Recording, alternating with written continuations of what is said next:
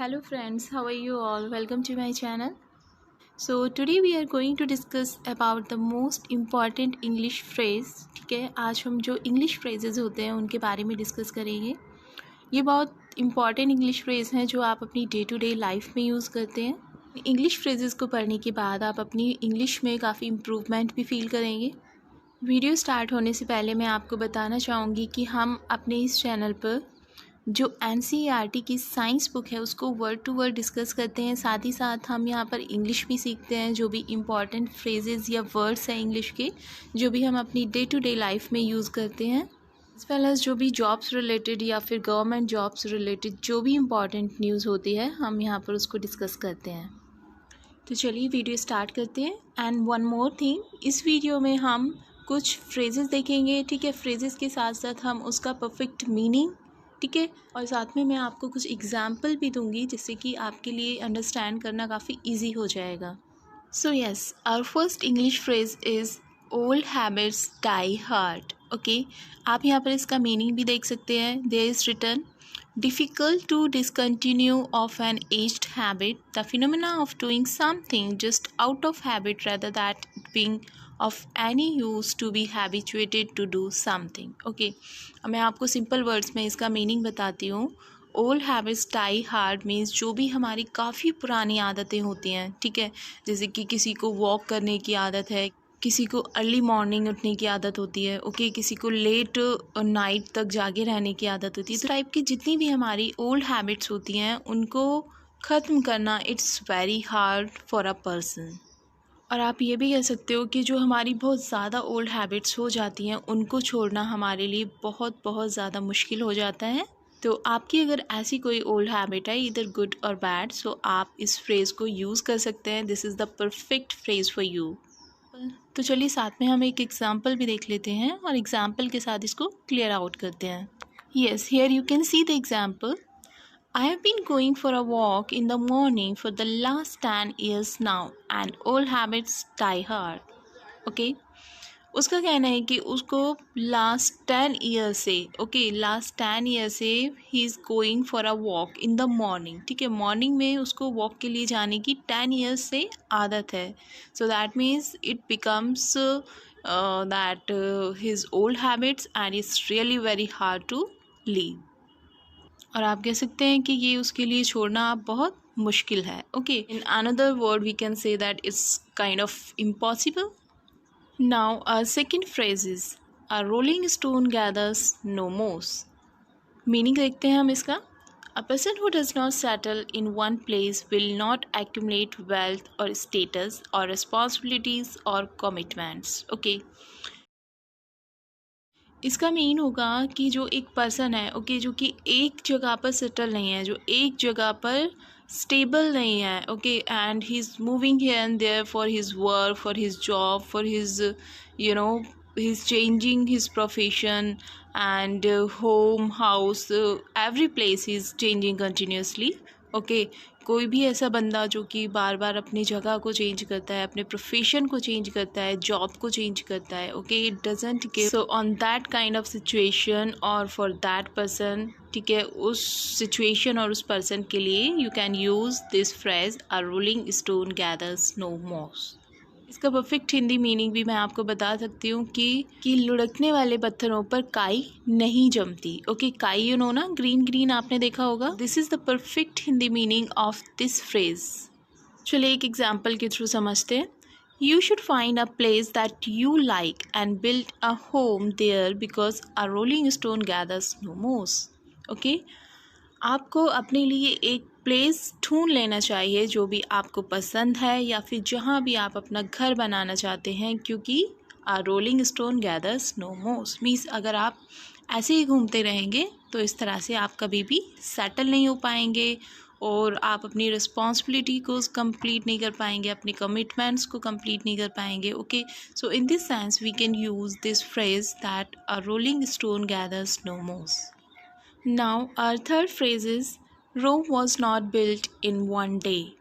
चलिए मीनिंग देखते हैं.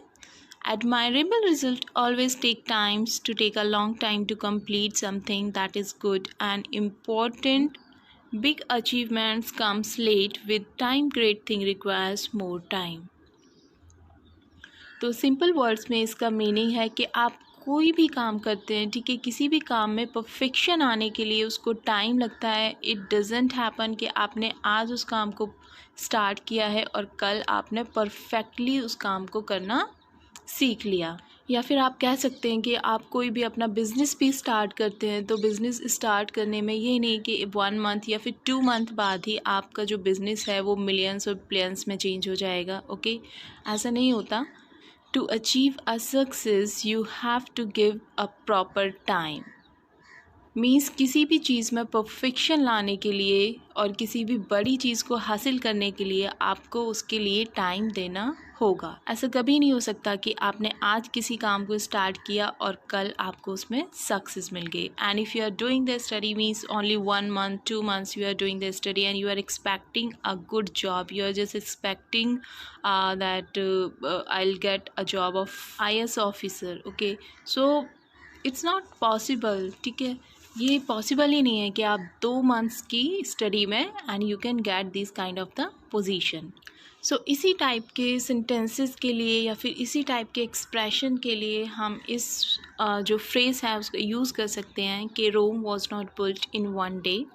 चलिए एक परफेक्ट एग्जाम्पल के थ्रू हम इसको समझ लेते हैं। Yes, the example is just as Rome was not built in 1 day, you are not going to pass this exam by studying for just 1 day। जिस तरह से जो रोम है वो एक दिन में नहीं बन गया था, उसी तरह से आप ये मत सोचिए कि आप एक दिन की स्टडी करने के बाद you are just going to qualify any exam.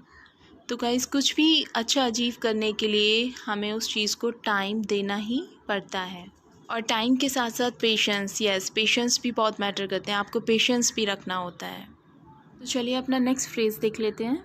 Yes, now a fourth phrase is the wearer knows where the shoe pinches. This is a very beautiful phrase and really you can use it in your daily life because most of the person that they are just going through this situation, then they can use this phrase and this will give a perfect meaning।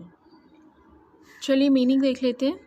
Where trouble और stress originate, this means that it's hard to know how much someone else is suffering. मैं आपको simple words में इसका meaning बता देती हूँ।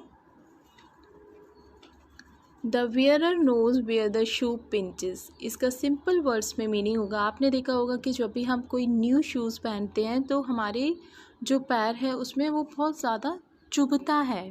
Okay, बहुत ज़्यादा चुभता है जो भी हम न्यू शूज़ पहनते हैं या फिर कोई भी ऐसे शूज़ जो कि बहुत ज़्यादा टाइट होता है तो क्या करता है वो पैर में जाके बहुत ज़्यादा चुभने लगता है। ओके, और कभी कभी तो आपने देखा होगा कि ऐसा होता है कि जो ब्लिस्टर्स होते हैं वो ब्लिस्टर निकलने लगते हैं। इसका जो परफेक्ट मीन है वो होगा जैसे कि कोई भी पर्सन, कोई भी बंदा बहुत ज़्यादा परेशानी में है, ठीक है, बहुत ज़्यादा दर्द में है, बहुत ज़्यादा तकलीफ़ में है और he is going through with any disease, उस पर्सन के लिए या फिर हम खुद अपने लिए भी इस फ्रेज़ को यूज़ कर सकते हैं that the wearer knows where the shoe pinches. Means अगर हम तकलीफ़ में हैं तो सिर्फ हम ही जान सकते हैं उस चीज़ को कि हम कितनी तकलीफ़ में हैं या फिर बुरे टाइम से गुज़र रहे हैं। Okay, so for defining of this kind of the situation you can use this phrase. Okay, अगर आप कोई ऐसी सिचुएशन को डिफ़ाइन करना चाहते हैं किसी के सामने तो आप बोल सकते हैं that the wearer knows where the shoe pinches. ठीक है, now the example of this phrase, do not blame me for your reasons because only the wearer knows where the shoe pinches। Okay, कभी कभी होता है कि कुछ लोग क्या है अपने कुछ रीज़न्स जो हैं उसका ब्लेम दूसरे बंदे पर डाल देते हैं। ओके, लेकिन वो इस चीज़ को नहीं पता करते कि जो दूसरा बंदा है वो किस सिचुएशन में है, किस प्रॉब्लम से वो गुज़र रहा है, किस बीमारी से वो जा रहा है। Okay, they do not think about it. तो क्या होता है कि वो डायरेक्टली उनको ब्लेम कर देते हैं। तो ऐसी कंडीशन के लिए आप इस फ्रेज़ को यूज़ कर सकते हैं that do not blame me for your reason because only the wearer knows where the shoe pinches, क्योंकि सिर्फ मेरे को ही पता है कि मैं किस दौर से गुज़र रहा हूँ, सो ये चीज़ का ब्लेम मुझे मत दो। Okay, now a fifth phrase that is Judas किस। So this is also a most important phrase and you can use it because I know you will get a lot of chance in your life where you can use this phrase। Okay, तो चलिए meaning देखते हैं इस phrase का। An act of betrayal, especially one discussed as a gesture of friendship. Okay, Judas किस का जो simple word में मीनिंग है वो है कि किसी का झूठा प्यार। ओके, और somebody betrayed you, तो आप उसको बोल सकते हैं that his love is like as a Judas kiss। ठीक है, उसका जो प्यार है वो झूठा है।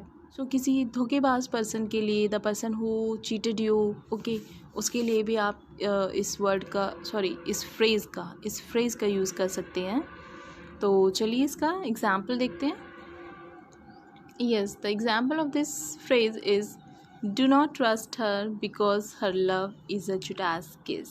ओके, तो आप कह सकते हैं कि do not trust him because his love is a Judas किस। आप उस पर ट्रस्ट मत कीजिए, आप उस पर विश्वास मत कीजिए, क्योंकि उसका जो प्यार है वो एक झूठा प्यार है, एक झूठा सिर्फ दिखावा है। ओके, झूठा दिखावा या फिर झूठा प्यार, इसके लिए आप इस फ्रेज़ का यूज़ कर सकते हैं अ जुडास किस। So this is for today guys. और जितने भी फ्रेजेस हैं प्लीज़ इनको बोलना आप स्टार्ट कर दीजिए and you will get a good improvement in your English.